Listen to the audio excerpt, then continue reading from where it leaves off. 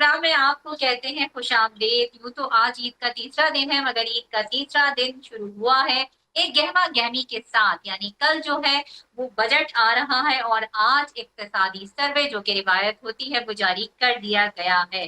कहा गया है वजीर खजाना ने कि 17,5 हजार अरब के लगभग का जो है वो बजट का तखमीना लगाया गया है।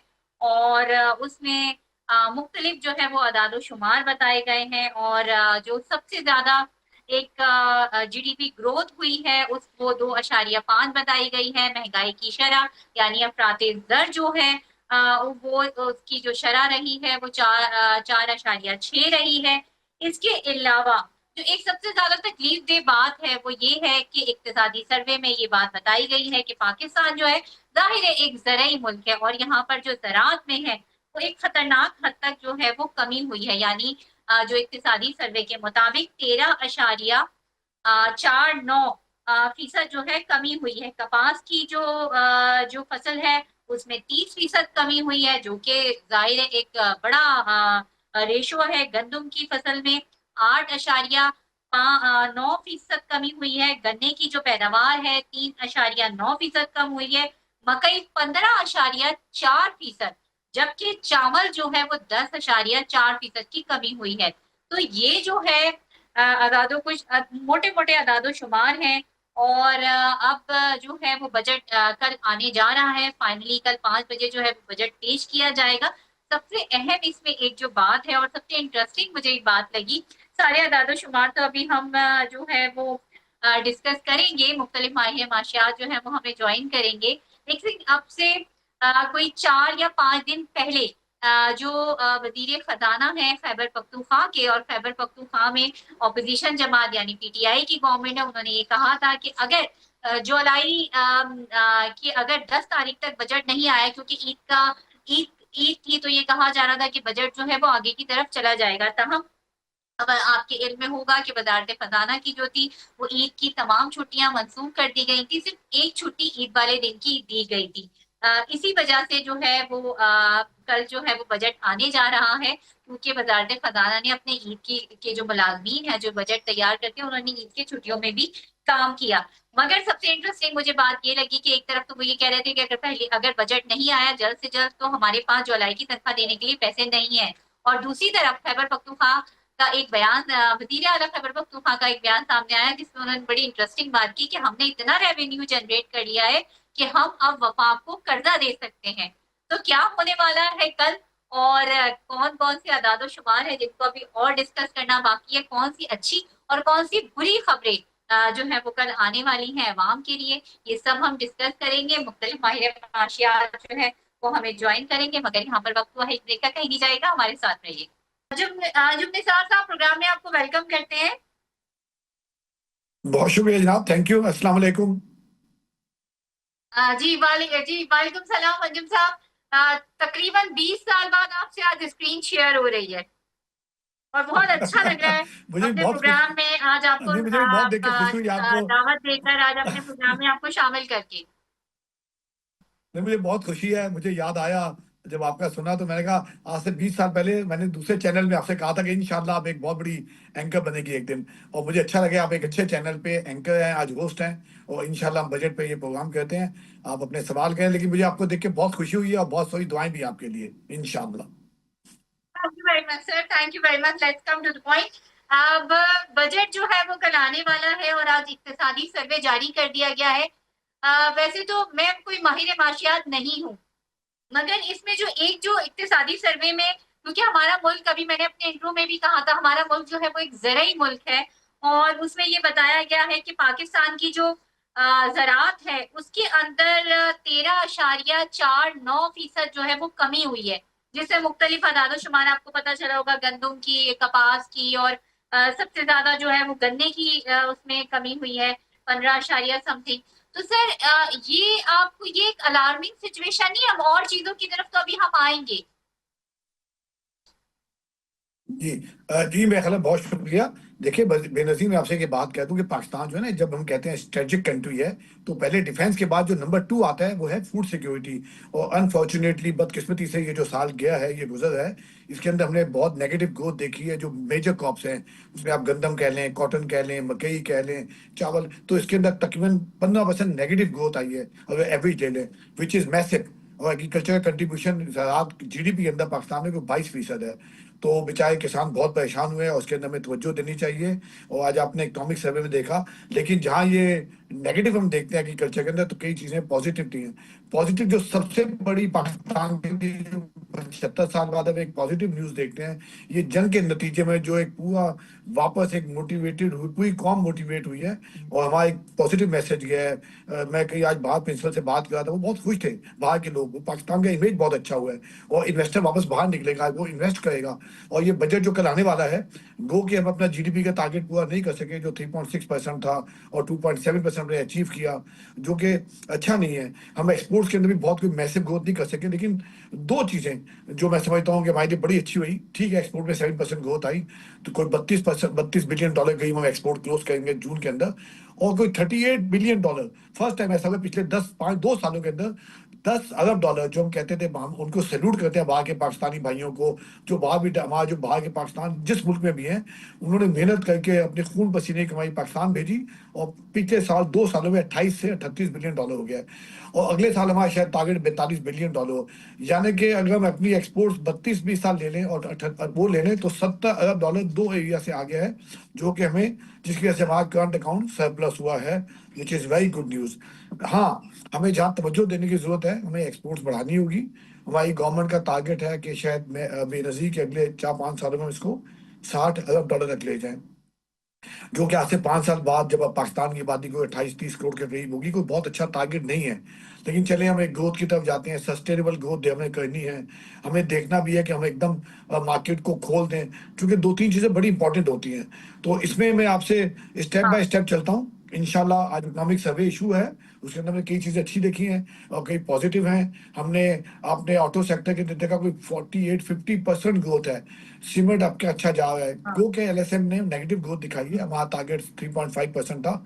तो मैं समझता हूँ, ये जंग के बाद जो एक पूरा नया पाकिस्तान, जो हम समझते हैं कि चेंज आई है, जो हम पॉजिटिव देख रहे हैं, हर तरह लोग चाहते हैं कि अपने मुल्क में हम इन्वेस्टमेंट करें, अपने मुल्क को सपोर्ट करें।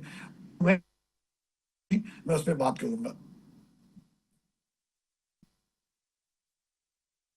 अच्छा, सर एक चीज और भी इसमें ये कही गई है कि कुल जो आमदनी है, आमदन थी वो 13.37% रही है, जिसमें से 25.8 जो है वो टैक्स के जरिए जो है वो आमदनी हासिल की गई। तो ये भी एक बड़ा पॉजिटिव साइन है। जी बिल्कुल, देखें, बिल्कुल सही बात है। टैक्स नेट में देखें, इस बार आपने देखा टैक्स नेट के अंदर बहुत ग्रोथ हुई है, जो टैक्स फाइलर थे उनकी तादाद डबल हो गई है। और टैक्स टू जीडीपी रेशियो है, उसके पिछले 5 साल में सबसे हाईएस्ट है। इससे मतलब लोग टैक्स नेट में आना चाहते हैं। खाली हम ये कहते हैं कि फेयर टैक्सेशन हो। फेयर टैक्सेशन मतलब ये है कि जो सेक्टर जितना हाँ। कमाता है उस पर उतना बोझ डाला जाए। आप किसी पे भी सेक्टर पे, जो सैलरी वाले हो, कोई और सेक्टर हो, आई जिस सेक्टर से भी, आप इंपोर्टर हो, एक्सपोर्टर हो, किसी छोटे एसएमई, आप पे उतना बोझ डालें जो आप जो गवर्नमेंट का थ्रेश होल्ड है इनकम का, उसके बाद आप टैक्स दें। वो चाहे एग्रीकल्चर हो, चाहे सर्विसेज सेक्टर हो, आप एक ही सेक्टर पे टैक्स लाते चले जाते हैं। जो पिछले कई साल में हमने देखा कि आप इंडस्ट्री पे और बिजनेस पे लाते चले गए, तो वो उसका नतीजा ये हुआ कि वहाँ लार्ज स्केल मैन्युफैक्चर सेक्टर की नेगेटिव ग्रोथ आई, इन्वेस्टमेंट क्रिएट नहीं हो सकी, नई फैक्ट्रीज नहीं लगी। लेकिन इस साल जो हम देखेंगे, मशीनरीज इंपोर्ट अच्छी हुई है, मशीनरी को 16% हमने ग्रोथ देखी है, जिसका मतलब ये है कि आने वाले दिनों में हमारी जो प्रोडक्शन के अंदर तेजी आएगी, बेहतरी आएगी, और एक्सपोर्ट सरप्लस हमें अवेलेबल होगा। तो फेयर टैक्सेशन मैं समझता हूँ, और एक एनवायरमेंट, चूंकि ये बजट जो आ बिल्कुल रहा है, ये बिल्कुल, पाकिस्तान फेयर की डेस्टिनी टैक्सेशन चेंज बहुत करेगा, पूरी जरूरी एक है। किस्मत चेंज करने जा रहा फहीम है। सरदार ने कॉल, माहिर माशियात हैं फहीम सरदार साहब, उन्होंने हमें ज्वाइन किया है। फहीम साहब, प्रोग्राम में आपको वेलकम करते हैं। और अभी हम बात कर रहे थे, टैक्स की बात कर रहे थे कि टैक्स रेवेन्यू जो है वो बहुत एक पॉजिटिव साइन है। और आईएमएफ की टीम भी जो आई थी, उसने भी जो टैक्स रेवेन्यू जब पाकिस्तान का जो बढ़ा था उसकी तारीफ भी की थी। लेकिन इसमें एक बात और भी सामने आई है कि जो टैक्स नहीं देगा उसके ऊपर 5 लाख से 50,000 रुपए जो है जुर्माना जो है लगाने का फैसला भी किया गया है। तो किस तरह देखते हैं आप इस फैसले को?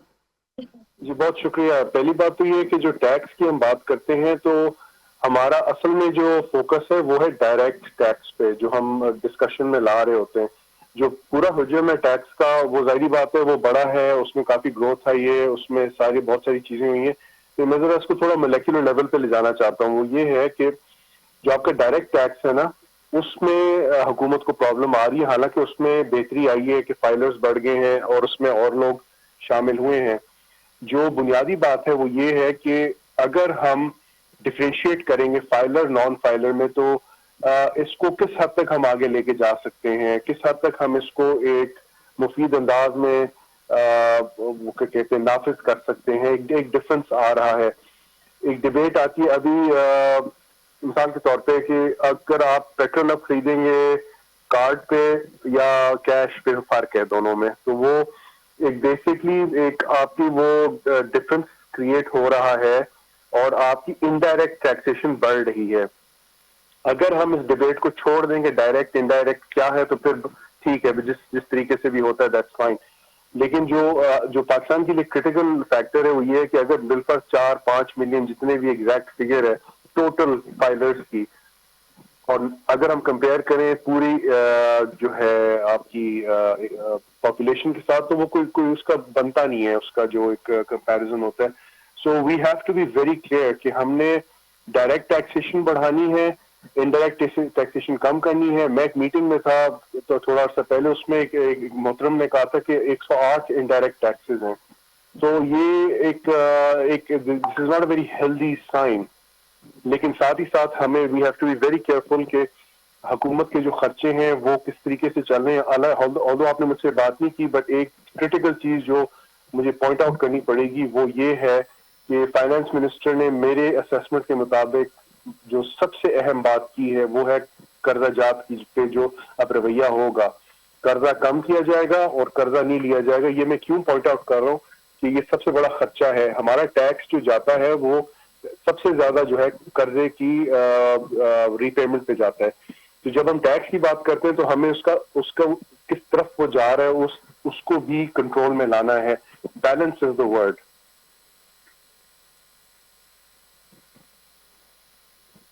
साजिद सईद साहब ने माहिर माशियात हैं, उन्होंने हमें ज्वाइन किया है। सर प्रोग्राम में आपको वेलकम करते हैं। अब हमारी बात हो रही है कि लोगों को टैक्स नेट में लाने की। हमने माजी में भी ये देखा कि हर तकरीबन हुकूमत के दौर में ही एमनेस्टी स्कीम्स लाई जाती हैं कि जिसमें लोगों को कोशिश की जाती है टैक्स नेट में ले आए। लेकिन सजाद साहब, इस तरह हो नहीं पाता उस तरीके जी से लोगों को टैक्स, वो एमनेस्टी स्कीम जो है हमने ये देखा है कि वो उस तरीके से कामयाब हो नहीं पाती हैं। तो आपको लगता है कि अब जो हुकूमत ने ये फैसला किया है कि जो टैक्स नहीं देगा उसके ऊपर भी जुर्माना होगा और टैक्स नेट में लोगों को लाया जाएगा, तो अब ये कोई कामयाब फॉर्मूला रहेगा हुकूमत की जानिब से? जी बहुत शुक्रिया। आपको आवाज आ रही है मेरी? Can you hear me? आपको आवाज आ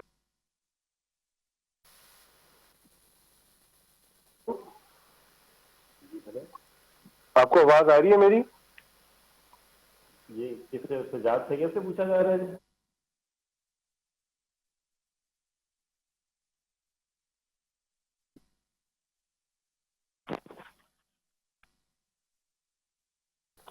हेलो, जी सर, आपको मेरी आवाज आ रही है? आप मुझे सुन पा रहे हैं?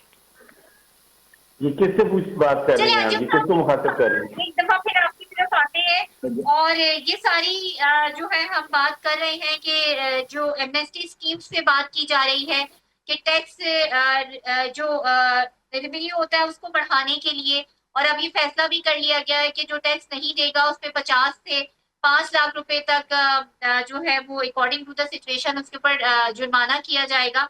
लेकिन मैंने ये देखा है कि मुख्तलिफ पब्लिक अकाउंट कमेटीज में भी पार्लियामेंट की कि एमनेस्टी स्कीम का बहुत ज्यादा जिक्र किया जाता है मुख्तलिफ शोबों के हवाले से, मगर अब मैं अब तक तो ये देखती आई हूँ, कितने ही मेरी जिंदगी के बजट गुजर गए हैं कि ये एमनेस्टी स्कीम जो है या हुकूमतें गुजर गई हैं, इतनी कामयाब नहीं रही हैं अब तक।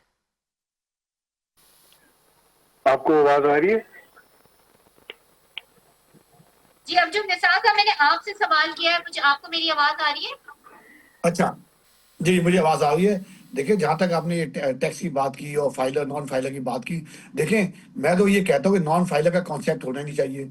जो भी एक टैक्स के थ्रेश होल्ड में आता है, जो जैसे अगर हम कमाते हो 12 लाख की एक लिमिट गवर्नमेंट ने की हुई है, या 8 लाख की या 10 लाख की, तो उस लिमिट से आप जो भी कमाएगा उसको टैक्स नेट में आना चाहिए। जो मैंने फेयर टैक्सेशन की बात की, उसका मकसद यही था कि एक फेयर टैक्सेशन होनी चाहिए।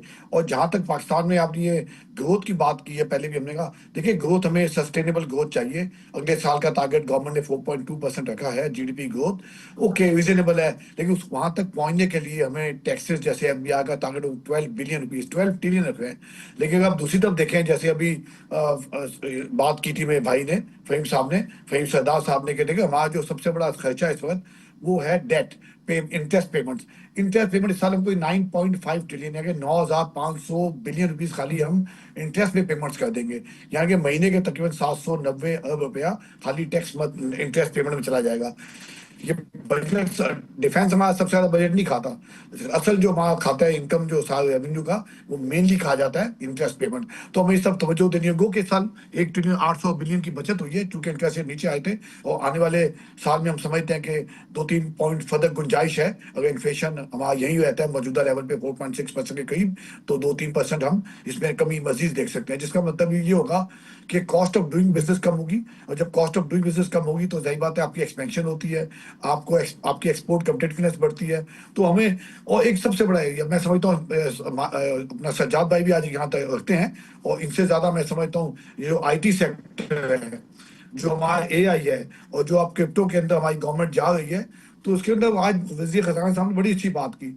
जो हमारे फ्री लांसर्स हैं, जिन्होंने इस साल कोई $400 मिलियन कमा के दिए हैं गवर्नमेंट की किटी में, तो वो जो है उसको हमने क्वांटम लीप अगर आगे बढ़ाते हैं, तो वो जो पर आवर इनकम है, जो हम $8 से $10 लेते हैं, वो शायद $50, $60, $70 पहुंच जाए। तो वो हम, जैसे इंडिया ने इस सेक्टर में ग्रोथ किया, और मैं अप्रिशिएट इंडिया को, इस चीज को मैं अप्रिशिएट किया कि उन्होंने आईटी सेक्टर को, अपने ह्यूमन रिसोर्सेज को सही इस्तेमाल करके वो किटी के अंदर कोई $180 अरब के साल इंडिया अपनी एक्सपोर्ट करेंगे, हम जबकि 3 बिलियन के करीब पहुंचे हैं। तो हमें इस सेक्टर, अपने नौजवान यूथ को, जो हर साल कोई 40 लाख से 45 लाख यूथ जॉब मार्केट में दाखिल हो है, उनको हम, वो पढ़े लिखे लोग जो है इसमें से, उसको हम आईटी सेक्टर में एआई की तरफ लेके जाएं, ताकि वो कंट्रीब्यूट कर सके इकोनॉमी के अंदर। क्योंकि बाकी आप सेक्टर्स में, सर्विसेज सेक्टर की 2% ग्रोथ है, एग्रीकल्चर सेक्टर में ग्रोथ ना होने के बराबर है, बल्कि 0.6% है, जो कि बाद टारगेट 2% था। एलएसएम के अंदर नेगेटिव है। तो हमें उस एरिया के अंदर दिखना चाहिए जहाँ पोटेंशियल बहुत ज्यादा हो। क्योंकि अब आप एक वाटर क्राइसिस, मैं समझता हूँ आने वाले साल में हमें इस मसले को हल करना होगा। अगर इंडिया इंडस वाटर ट्रीटी को का नाजायज इस्तेमाल करता है, तो हमें ये देखना होगा कि अपने हम वाटर रिसोर्सेज को कैसे बेहतर कर सकते हैं, ताकि जो इंडस्ट्री का पहिया, एग्रीकल्चर का पहिया, हाउसिंग ग्रो के लिए, कंजम्पशन के लिए पानी हमें अवेलेबल हो। क्लाइमेट की तरफ पाकिस्तान एक वो मुल्क है जो सबसे ज्यादा मुतासर है। तो यहाँ पे भी हमें तवज्जो देनी होगी। गवर्नमेंट, वर्ल्ड बैंक ने इसके लिए फंड एलोकेट किए हैं, तो हमें लाजमी तौर पे देना होगा। एक और एरिया जो मैं आखिर में बात खत्म करते हुए कहूंगा, ताकि दूसरों को भी मौका मिले, एसएमई सेक्टर को, अनफॉर्चुनेटली एसएमई सेक्टर्स को हम कभी भी वो सपोर्ट ना दे पाए जो उसको ड्यू शेयर उनका मिलता है। मैं हमेशा कहता हूँ छोटे छोटे ममालिक को आप देख लें, और बड़े ममालिक को भी देख लें, स्विट्जरलैंड, जापान, इधर नॉर्थ को, हर जगह, साउथ कोरिया, वहाँ पे जो छोटा एसएमई का कंट्रीब्यूशन है वो 85 से लेकर 92% तक है, जबकि हमारे यहाँ तकरीबन 20% उनका कंट्रीब्यूशन है, उनको सपोर्ट नहीं मिलती। अगर एसएमई सेक्टर्स को मजबूत कर दे, तो यही एसएमई सेक्टर एक दिन मीडियम से लेकर लार्ज स्केल चला जाएगा। तो मैं समझता हूँ इस तरफ भी तवज्जो देने की जरूरत है। अच्छा सजाद सही साहब, एक दफा फिर मैं आपकी तरफ आऊंगी। गालबन उस वक्त मुझे कुछ टेक्निकल वजूहात की वजह से आपको मेरी आवाज क्लियर नहीं आ रही थी। एक जो वजीर खजाना ने एक टर्म यूज की, वो मुझे बड़ी पसंद आई, कि हमें मईशत के डीएनए को दुरुस्त सिमत में ले जाने की जरूरत थी, और हमें ले जाने की अभी भी जरूरत है। तो ये किस सिंध की बात हो रही है? थोड़ा सा, क्योंकि मईशत जो है, बजट जो है, ये आम लोगों की समझ में नहीं आता, आम नाजरीन की समझ में नहीं आता। तो थोड़ा सा इसको आम जबान में, आम फहम जबान में इसको समझा दीजिए। आप मुझसे पूछ रहे हैं जो सज्जाद साहब है उनसे हमारा राब्ता नहीं हो पा रहा। फहीम सज्जाद साहब, आप मुझे सुन पा रहे हैं?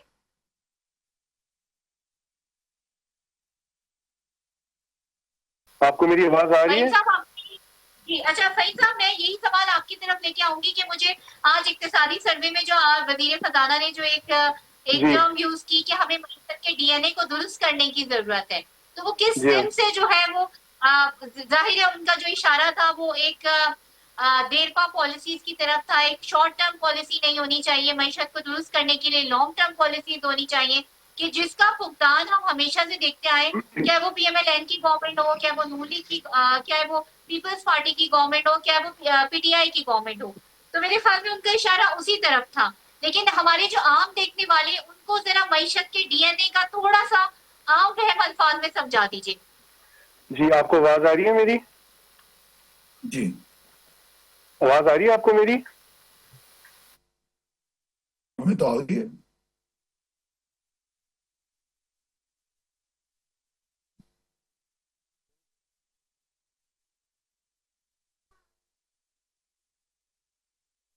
जी अंजुम साहब, मेरे ख्याल में कोई आज टेक्निकल मसला है और जो और गेस्ट है उनकी आवाज हम तक नहीं पहुंच पा रही।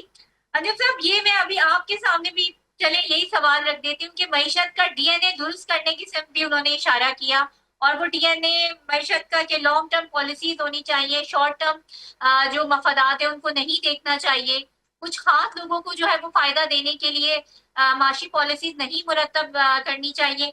मेरे ख्याल में उनका यही मतलब था। जी जी, आप बिल्कुल दुरुस्त है। देखिए, अब ये जमाना गुजर गया। अगर पाकिस्तान को आगे बढ़ना है, पाकिस्तान में हमने एक मुनासिब यहाँ के अगले, ये नहीं कि आपने एक साल सारी मिसाल के तौर पर इम्पोर्ट्स खोल दी या किसी सेक्टर को आपने आउट ऑफ द वे जाके बेनिफिट, इनकम एक थ्रेशोल्ड से ऊपर कमाएगा उस पर टैक्स लगना चाहिए। एक फेयर टैक्सेशन हो, जैसे मैंने कई दफा बात की। और दो तीन कल्चर क्रिएट करने के इस मुल्क में, एक्सपोर्ट कल्चर क्रिएट होगा। जैसे मैंने कई मुल्कों की मिसाल अभी भी दे सकता हूँ, बहुत दुनिया में आपने देख लें, वियतनाम देख लें, मलेशिया देख लें, थाईलैंड देख लें, आपको देख लें, हांगकांग देख लें, उधर देख लें यूरोप में। तो एक्सपोर्ट कल्चर जब भी आप क्रिएट करते हैं कौम के अंदर, तो नई जनरेशन को उधर जाना चाहिए। हाँ, उसके साथ साथ गवर्नमेंट को अपनी इन्वेस्टमेंट पॉलिसीज एक फ्रेंडली पॉलिसी होनी चाहिए, कोहेसिव पॉलिसीज नहीं होनी चाहिए। आप देखें ना, आपने एक ओशन डिजिटल प्रोग्राम किया, उसके बाद कितनी अच्छी बात है कि $10 बिलियन के अलावा, एक्सपोर्ट प्रोसीड्स के अलावा देखें आपके फॉरेन एक्सचेंज को, बहुत इंपॉर्टेंट है।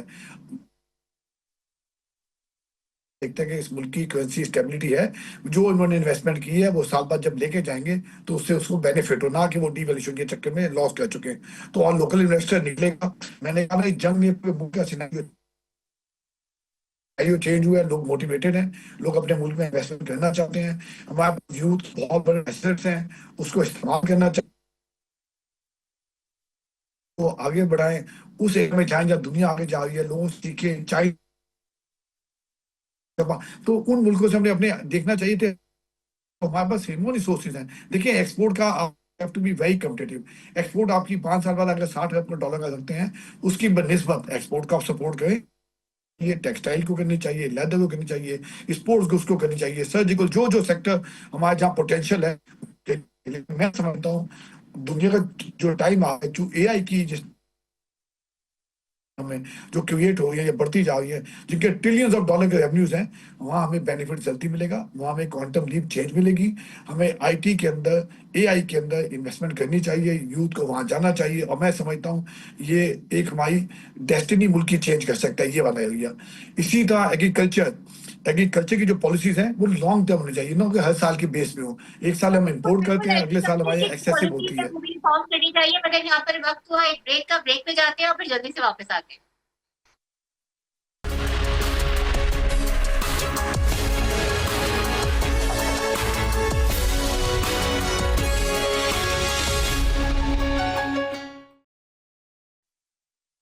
Right.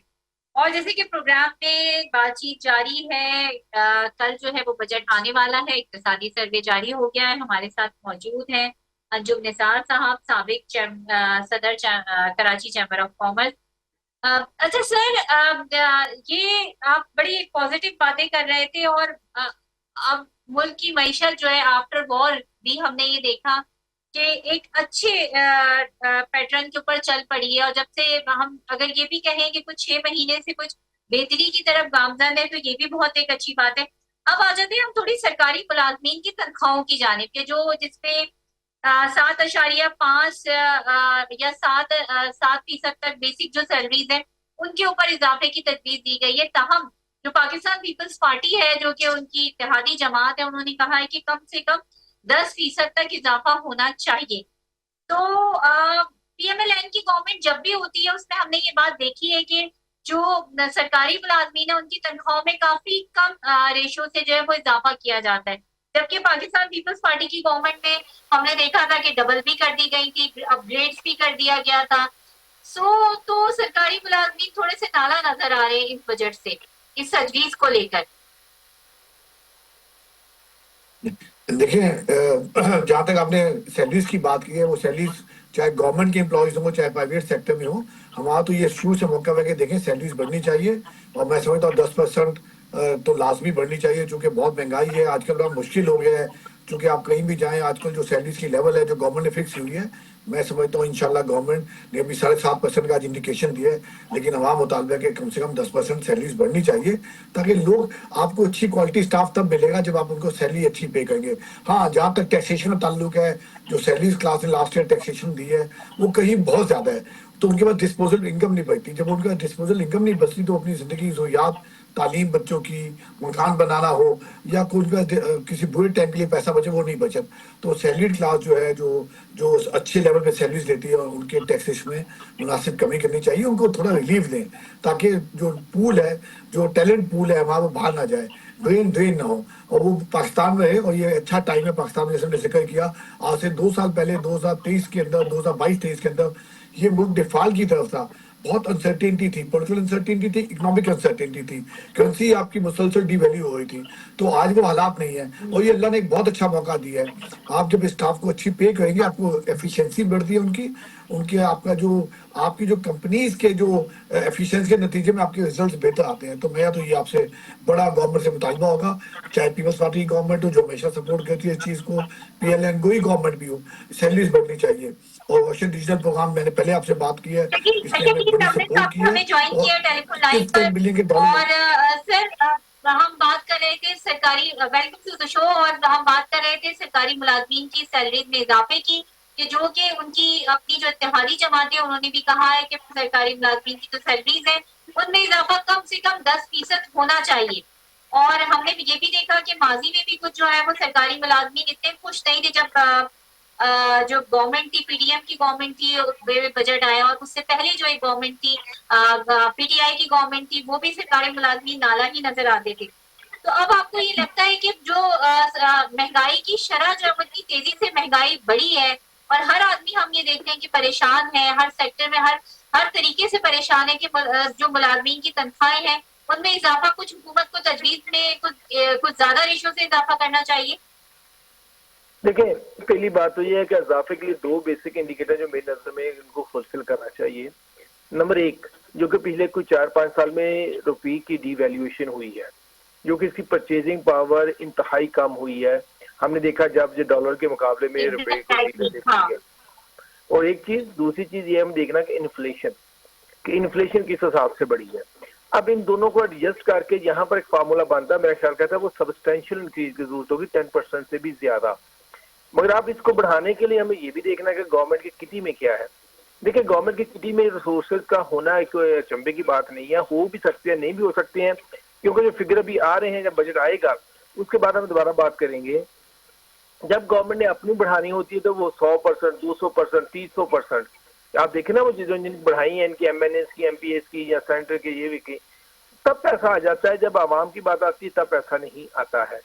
तो अब इस तरह अगर आप करेंगे, बिल्कुल, मैं शकील साहब इस बात पे मैं जरूर आऊंगी कि जब गवर्नमेंट मुलाजमीन की तनख्वाह बढ़ाने की पहले भी बात की गई थी, तो उन्होंने कहा कि कौन सी महंगाई बढ़ी है, महंगाई तो जो है वो महंगाई की शरह में तो कमी आई है, लेकिन वही बात अगर हम पार्लियामेंटेरियंस पे इम्प्लीमेंट करें कि उनकी तनख्वाह तो 1 लाख कुछ हजार से बढ़ा के 5 लाख समथिंग कर दी गई है, तो वहां पे जो है वो महंगाई की शरह नहीं नजर आई। वहां पर जब अपनी बारात की बात आई तो फिर वो अवाम का और जो हुक्मरान है उनका फर्ज जो है वो साफ वाजे नजर आ रहा है। बहुत अच्छी बात की। अगर महंगाई कम भी हुई है ना, तो इस बुनियादी तौर पर देखें किस कास्ट पे महंगाई कम की है, हमने फार्मर को मार दिया है। बिल्कुल। अब देखिए कि आप जितनी भी आपको ये कंज्यूमर प्राइस में इंडेक्स में चीजें नजर आती है, मोस्टली कि जिनमें प्राइसेस कम हुई हैं वो आपको फूड की आती हैं। और वो आपने इसका नतीजा देखना शुरू कर लिया। इस दफा जो कि तमाम मेजर क्रॉप्स हैं उसकी प्रोडक्शन कम हुई है। अब इसके अलावा देखेंगे तो जो कि अभी जब माइनर क्लास की भी जो बात कर रहे हैं उसमें भी 2 मेजर की जो हुई है पॉजिटिव आया है वो पोटैटो और अनियन है।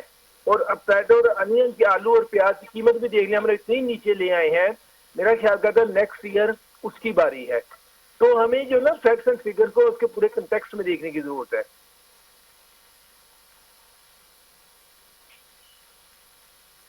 जी बिल्कुल बिल्कुल, बहुत बहुत शुक्रिया अंजुम निसार साहब आपका और शकील अहमद साहब का, और जो हमारे प्रोग्राम में दूसरे मेहमान थे लेकिन कुछ आज टेक्निकल वजूहत की वजह से उनसे तफसीली बात नहीं हो पाई। लेकिन कल जब हम आपसे मिलेंगे तो हमारे पास बजट का वो बिल होगा, बजट जो है वो पेश हो गया होगा, और अब सबको इंतजार है कि बजट में ऐसा क्या आएगा कि पाकिस्तान के अवाम के लिए कुछ कुछ खबरी आएगी, या फिर जो है खुश खबरियां तो जरा कम ही आती हैं अब तक। जो पाकिस्तान की अगर हम हिस्ट्री देखें बजट की तो खुश खबरियां तो जरा कम ही आती हैं। लेकिन बात यह है कि मुल्क में लॉन्ग टर्म जो इकोनॉमी की जो लॉन्ग टर्म पॉलिसीज हैं उनकी बहुत ज्यादा जरूरत है, उन पर काम करने की जरूरत है। इसके साथ ही मुझे दीजिए इजाजत, अपना और अपने चाहने वालों का बहुत ज्यादा रखिएगा ख्याल।